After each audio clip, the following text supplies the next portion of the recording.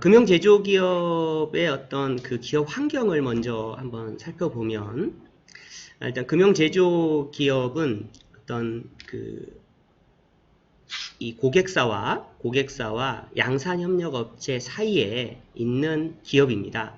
그래서 이제 고객사들은 이제 금융제조사에 어떤 합리적인 금융개발 또는 제조 프로세스를 통한 품질하고 가격, 경쟁력의 확보를 막 요청을 하고 있습니다.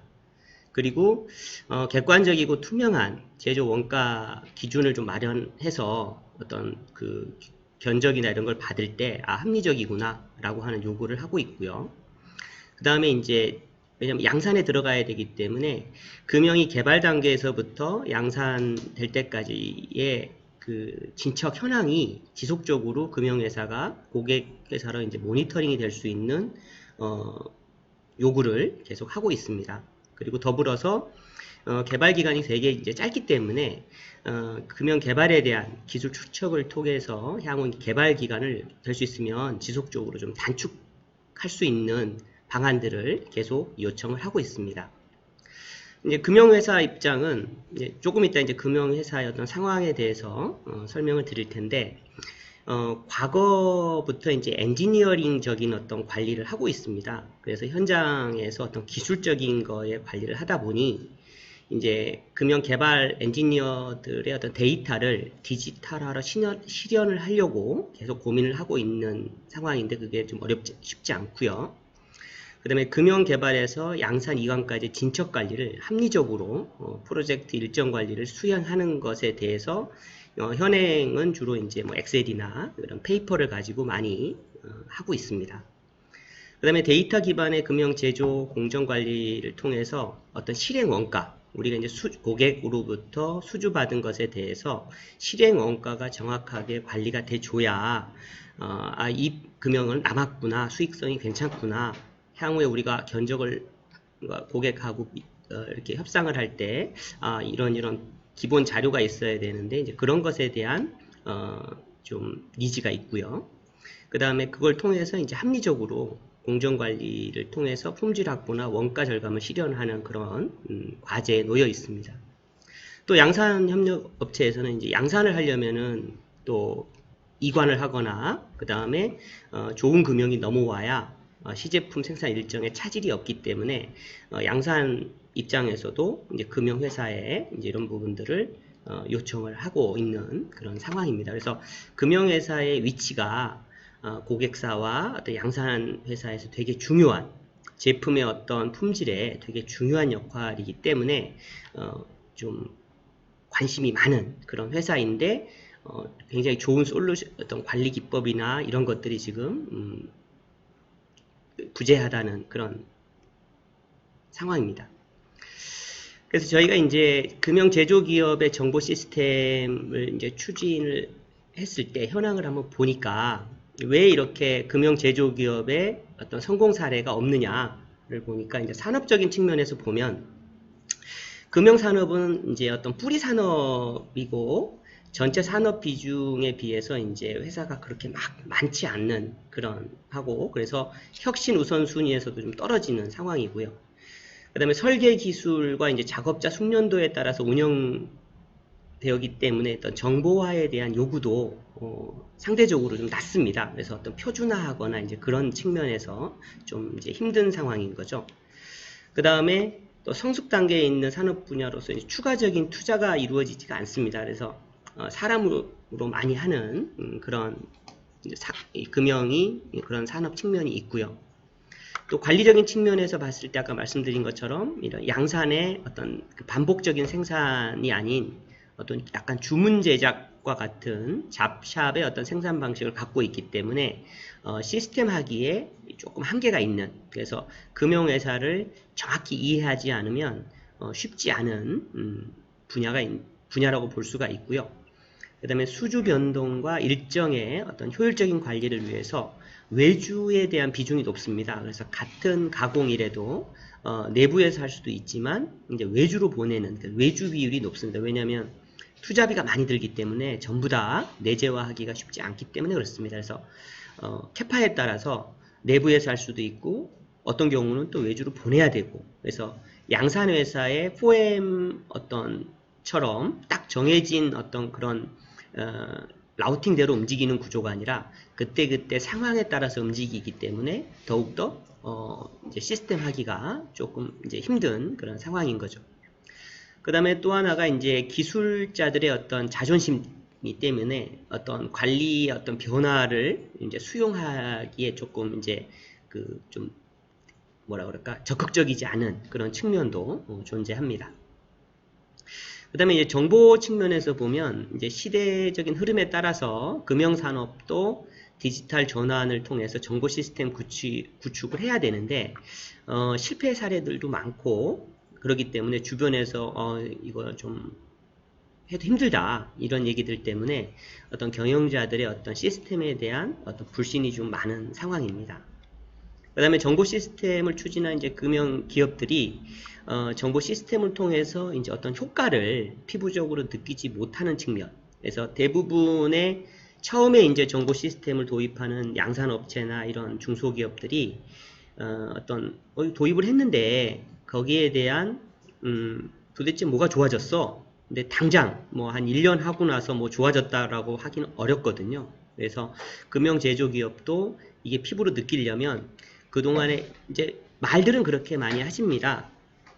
데이터가 쌓여야 뭔가, 그러니까 데이터가 있어야 뭔가 의사결정을 한다고 하는데 실질적으로 업무는 데이터를 쌓지 않는 업무를 하고 있거든요. 그래서 데이터를 쌓는 거를 통해서 향후에 이런 그 효익을 느낄 수 있을 텐데 당장 지금 우리가 원하는 게 뭐냐 이거에 대한 불신 때문에 이 금융 제조기업의 스마트화 성공 사례가 약간 부재한 상황이라고 볼 수가 있습니다. 그래서 저희가 이제 그 MES 측면에서 봤을 때 금융 제조기업의 정보 시스템의 추진 범위를 ERP들은 일부 쓰는 회사도 있고요. 근데 저희는 이제 MES를 추진하려고 하고 향후에 이제 이 MES가 장비에서 어떤 실시간 데이터를 받는 POP와 그 다음에 여기서 얻은 공수라든가 그 다음에 그 자재 발주와 입고에 대한 부분이 ERP하고 연동이 되는 이제 그런 MES를 추진한 그런 상황입니다. 그 다음에 이제 그 금융회사들의 어떤 정보 시스템의 어떤 실패를 하게 된 요인들을 보니까 어떤 기업 문화적인 측면에서 보면 양산회사는 이제 같은 제품을 사출이다, 프레스다 그러면 같은 제품을 계속 제작을 하는데 금융회사는 금융 한 벌을 딱 만들면 끝나거든요. 그래서 데이터를 축적해야 되는 그런 의지가 되게 부족합니다. 이번만 잘 만들어서 내보내면 이 금융은 끝나는데 거기에 대한 내가 기술을 내가 알고 있으면 되지 그걸 뭐 데이터로 막 남기려고 하는 성향이 좀 부족하다. 그래서 일회성 관리에 머물기 때문에 어떤 효율화에 대한 기업 문화 형성이 잘 안 됩니다. 그래서 모든 기술들이 주로 이제 엔지니어들한테 많이 국한이 되어 있는 거죠. 그러다 보니까 이제 업무 표준화 측면에서 보면 매번 새로운 형상의 부품을 제작하기 때문에 어떤 부품의 코드화라든가 제조 방법이라든가 어떤 실적 기록에 대한 어떤 표준화가 좀 미흡한 상황이고요. 그래서 이거를 이제 시스템을 하려고 하니 이제 좀 그 변화에 대한 두려움이 있는 경우가 생깁니다. 그 다음에 아까 말씀드린 것처럼 가공의 경우는 사내에서도 하지만 외주에서도 처리를 하거든요. 그래서 그때그때의 현장의 어떤 팀장들이 임기응변식의 처리가 이루어지는 업체들도 되게 많습니다. 그렇기 때문에 시스템대로 움직이지 않는 경우도 존재하더라. 그래서 실패를 하는 경우가 그 원인이 됩니다. 그 다음에 추진 방법 측면에서도 보면 금융 제조기업의 어떤 정확한 프로세스와 표준화가 없기 때문에 일반 그 양산 제품을 관리하는 방식의 정보 시스템, 예를 들면 어떤 금융회사에 갔더니 일반 양산회사에 있는 시스템을 깔아서 쓰는데 당연히 이거는 안 맞는 구조가 되는 거죠. 그래서 그런 경우 실패 사례가 굉장히 높은 그런 걸로 보여지고, 그 다음에 데이터의 상세한 기록과 상세한 기록을 위한 관리력 간의 어떤 그러니까 정보 시스템하고 실제 업무하고의 어떤 적절한 설계가 돼야 되는데 그게 이루어지지 못해서 실패하는 경우가 있습니다. 다음에 이제 실행력 측면에서도 보면, 그러니까 양산 공장의 경우는 이제 재고 관리가 되게 중요한데, 금형 제조 기업에서는 이제 아까 말한 주문 제작의 형태이기 때문에 일정 관리와 이제 품질 확보에 대한 중요한 척도가 있고요. 그 다음에 직원들이 이제 다른 데는 정보 시스템이 잘 되지만 우리 금형회사는 안 돼 라고 하는 생각이 되게 많습니다. 그래서 처음에 이제 그 업체에 가서 이걸 한다고 하면 대부분 그거 안 돼, 다른 데 해봤다는데 실패하는 경우가 되게 많대요. 이제 이런 얘기들을 많이 하십니다. 그래서 이제 저희는 그 원인이 분명히 있을 거다라고 생각을 하고 거의 한 1년 이상을 그 금융업체의 어떤 독특한 그 프로세스와 이런 것들에 대한 연구를 그동안 계속 하게 됐습니다.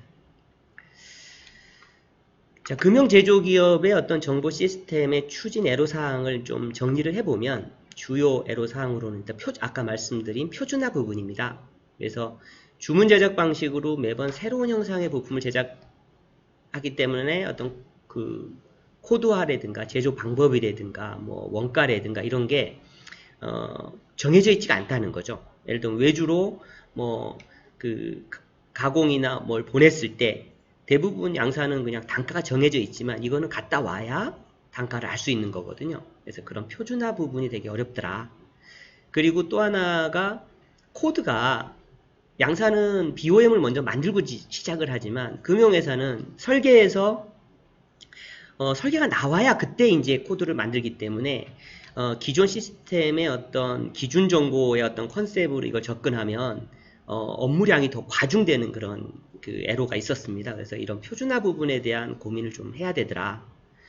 그 다음에 두 번째가 임기응변식의 처리입니다. 생산 캐파가 우리가 여유 있는 구조가 아니기 때문에 내부에서 할 건지 외부에서 할 건지에 대한 거를 수시로 바꾸더라. 이제 그런 부분들에 대한 처리가 굉장히 많아서 이런 부분들을 위해서 대부분 회의나 이런 것들을 통해서 이런 걸 처리를 이제 하고 있었습니다. 그래서 이런 것들도 시스템에 반영이 돼야 된다. 그래서 처음에 양산처럼 공정 라우팅이 딱 정해져 있는 구조가 아니라 매번 이 내외에 대한 구분을 계속 해줘야 되는 그런 측면이 있었습니다. 그 다음에 이제 의사결정 정보의 부재는 위에서 언급했던 것처럼 표준화와 관리 체계, 정보화 미흡으로서 경영자에게 필요한 의사결정 정보를 바로바로 줄 수가 없습니다. 다들 주간회의나 뭐 월간회의 때 엑셀로 이걸 다 정리해가지고 뭐 전달하는 그런 구조로 되어 있는 부분들이 시스템을 도입하려고 하는 어떤 필요인데 그런 걸 잘 대응해주는 그 시스템이 없기 때문에 애로사항이 있었습니다.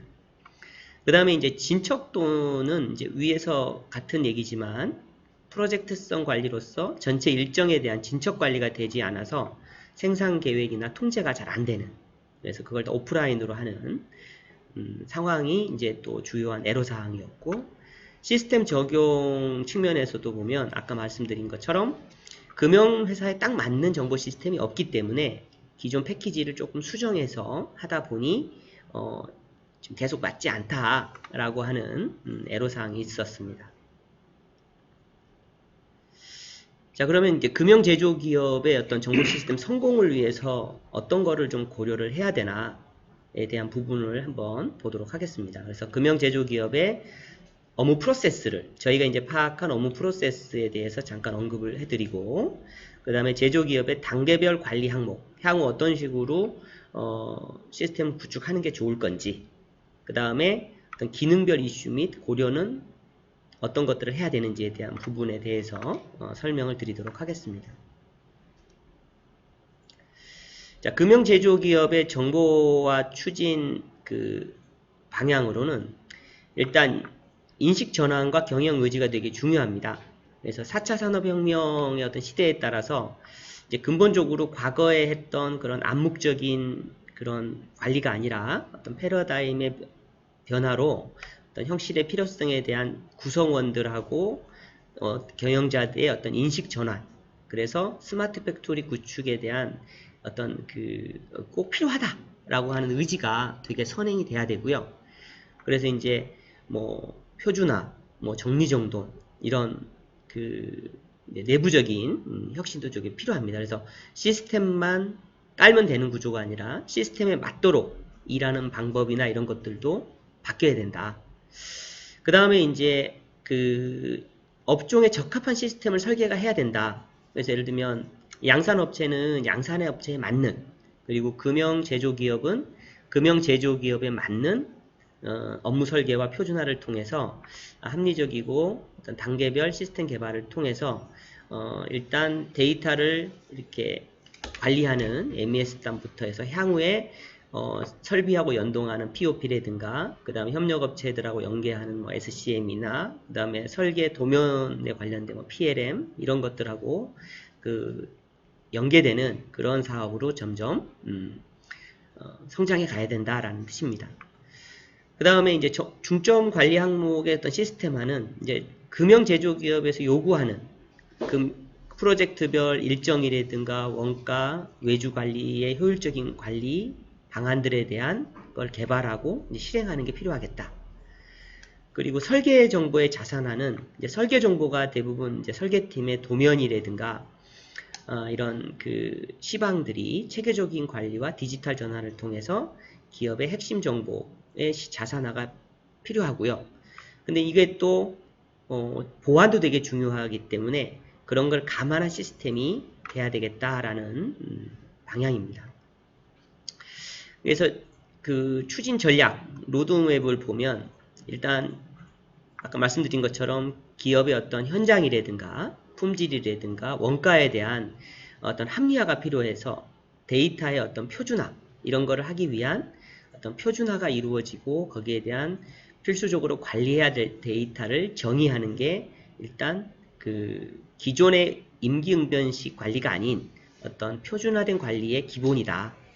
그게 이루어지고 그게 이제 데이터로서 수집이 되고 그래서 공정 라웃 그러니까 그 일정에 대한 어떤 정의라든가 이런 것들이 그냥 그 서식 이렇게 문서화 그냥 되는 구조가 아니라 데이터로 취합이 될 수 있는 형태로 설계가 되고 그게 이제 계속 그 이력으로 남는 이제 그런 단계가 이제 이루어져야 된다. 그래서 이제 MES라고 하는 거는 이제 이런 단계가 수반이 돼야 되고요. 그 다음에 이제 그런 데이터를 가지고 가시화 시켜야 된다. 그래서 회사가 이제 의사결정이나 이제 이런 걸 하기 위해서 그 데이터를 분석하고 그 데이터를 뿌려주고 그 데이터를 보면 그 뿌려진 걸 보면서 뭔가 의사결정할 수 있는 그런 가시성이 되는 시스템이 필요하다라는 측면입니다. 그러면 그런 데이터들이 더 쌓이면 이제 향후에는 그런 데이터를 기반으로 해서 뭔가 금형에 대한 어떤 단가라든가 임률에 대한 그런 것들을 뭔가 알람을 주거나 뭐 자재가 지금 늦게 들어오고 있다라든가 그 다음에 일정이 향후에 어떻게 되겠다라든가 이런 것들에 대한 어떤 지능화가 이루어지는 형태로 금형제조기업의 정보화는 이렇게 흘러가야 되지 않겠나 하는 방향을 잡게 됐습니다. 그래서 저희가 이번에 추진한 거는 요 세 단계를 동시에 추진을 하게 됐습니다. 자, 금형제조기업의 업무 프로세스입니다. 그래서 이거는 그 이따가 이제 구축 사례에서도 잠깐 설명을 드릴 텐데요. 일단 고객사로부터 요청을 받으면 견적을 넣고 수주 등록을 하고 그게 이제 우리 내부적으로 수주가 등록이 되면 구조 DR이나 제품 금형 DR을 하고 설계팀이 그걸 가지고 이제 확정된 데이터를 가지고 이제 금형 설계를 합니다. 설계하는 과정에서 이제 2D나 3D 도면들도 나오고 그 설계된 걸 가지고 이제 원소재 발주를 합니다. 그래서 왜냐면 이제 기존의 자재 발주는 보통 자재팀에서 하게 되는데 이제 그 금형 회사는 이제 설계가 돼야 이제 자재를 그 재질이라든가 스펙들이 나오기 때문에 이제 대부분 설계팀에서 이제 발주를 넣고요. 이 발주를 이제 어떤 업체로 내보낼 거냐에 대한 부분을 작은 회사들은 그냥 설계팀에서 이 구매 업무까지 같이 진행하는 회사도 있고요. 또는 좀 규모가 있고 그 체계가 있으면 요거를 이제 별도의 이제 구매팀에 주면 그걸 통해서 이제 업체를 개발을 해서 발굴을 하고 자재가 입고가 되면 그 자재를 가지고 생산 일정 관리를 하는 생산관리 팀에서 이 가공을 내부에서 하기도 하고요. 기초 가공, 형상 가공을 그 다음에 외주에서 하기도 합니다. 그래서 캐파에 따라서 우리 내부의 캐파가 문제가 있으면 외주로 내보내고, 또 그 외주에 우리 캐파가 생기면 외주로 내보냈다가도 내부로 들어오고, 이런 것들을 시스템화 되지 않고 어떤 그 노하우에 의해서 진행이 되고 있습니다. 그래서 이런 것들이 일단은 노하우는 있지만 그걸 시스템으로 해서 그걸 기록으로 남겨서 도대체 외주에 나갔을 때 어떤 비용이 얼마나 발생했는지, 내부에서의 어떤 캐파 문제가 어떻게 되는지, 이런 것들을 관리할 수 있는 게 아까 말씀드렸던 외주 관리를 어떻게 효율적으로 할 거냐에 대한 부분이라고 볼 수 있겠습니다. 그 다음에 이제 부품들이 가공이 다 되면 이제 조립을 하게 됩니다. 그래서 조립할 때 스팝하고 사상, 다시 또 분해하고 조립하고 하는 과정들을 계속 이루어질 거고요. 그 다음에 금형의 특성상 한번 이 단계를 지나가면 끝나는 구조가 아니라 다시 또 가공도 하고 다시 또 조립을 하고 이런 일들이 계속 이루어집니다. 그래서 이거를 이제 금형회사에서는 품질 육성이라는 용어도 쓰고 수정이라는 용어도 쓰는데, 그게 이제 시사출을 하고 나서 어떤 수정하는 경우, 그래서 이제 그런 거를 이제 품질 육성이라고 보면 그런 육성을 이 사이클을 계속 이제 돌리게 되는 거죠. 그래서 다 되면 이제 고객 인도를 하고, 고객이 이제 양산을 계속 하다가 또 문제가 되면 이제 의뢰를 하게 됩니다. 그래서 수리를 하면 그게 또 우리한테 들어와서 조립해서 그걸 분해하고 다시 이런 과정들을 통해서 수리된 걸 다시 납품하는. 그래서 저희가 파악한 금융회사의 중소기업의 금융회사들은 큰 흐름으로 보면 이런 프로세스를 따르고 있더라. 그래서 그때 애로사항들이 몇 가지 있었는데 그 부분은 이따 구축 사례에서 설명을 드리도록 하겠습니다. 그래서 이제 우리 넥사의 금형 제조기업의 정보 시스템 모형을 보면 일단 금형 특화형 정보 시스템이 돼야 되겠다. 그래서 실시간 데이터 분석 및 관리도 돼야 되고, 그 다음에 업무 적용을 위해서 지속적으로 저희는 이제 계속 개선 업무를 진행을 하고 있습니다. 그래서 프로세스도 문제가 되거나 그러면 계속 보완을 해주고 있는 그런 체계를 갖고 있고, 그 다음에 현업도 많이 바뀌어야 됩니다. 일단 양산업체에 비해서 금융회사들은 시스템도 중요하지만 그걸 사용하기 위한 어떤 교육이라든가 이제 그런 것들도 굉장히 많이 필요하고 표준도 많이 잡아줘야 되는 그런 현실입니다. 그래서 금융제조기업의 어떤 주요 기능들을 보면 일단 모니터링이 돼야 되겠다. 금형의 종합 일정 관리를 할 수 있는 구조. 그래서 그게 현장으로부터 또는 자재의 이동이라든가 대일정별 실행에 대한 부분들이 데이터로 통해서 자동으로 일정 관리가 되는 부분이 요구가 되고 있고, 그래서 이제 그런 것들이 모니터링이 되고, 그리고 가동 비가동에 대한 부분 또는 가공기계들의 어떤 캐파에 대한 부분들을 효과적으로 좀 볼 수 있어야 되겠다라는 측면이 시스템에 반영이 돼야 되겠다라는 겁니다. 그리고 이제 외부에 나갔는데, 외부로 이제 구매 요청을 하거나 외주로 내보내는데 그런 게 지금 들어올 놈들이 지금 잘 들어오고 있는지에 대한 어떤 모니터링에 대한 부분도 시스템에 반영이 돼야 되고요. 그 다음에 어떤 현장에서 가공을 하거나 조립하는 과정에서 부품이 스펙이 다른 게 들어왔다든가, 그 다음에 가공을 잘못했다든가 이러면서 발생하는 어떤 부적합에 대한 부분도 등록이 되고 관리가 돼야 되겠다라는 측면입니다. 왜냐면 이게 다 이제 제조 원가거든요. 그래서 이제 제조 원가들이 자재 매입비부터 외주 가공비, 내부 가공 공수라든가 조립 공수 또는 설계 공수, 그 다음에 이제 금융회사들은 이제 배차 운송비도 되게 많이 쓰거든요. 그래서 그런 것들도 다 집계가 돼서 좀 금형별로 도대체 실행 원가가 얼마나 되는지 이런 것들을 바로바로 볼 수 있는 그런 시스템이 돼야 되겠다라는 요구가 있었습니다.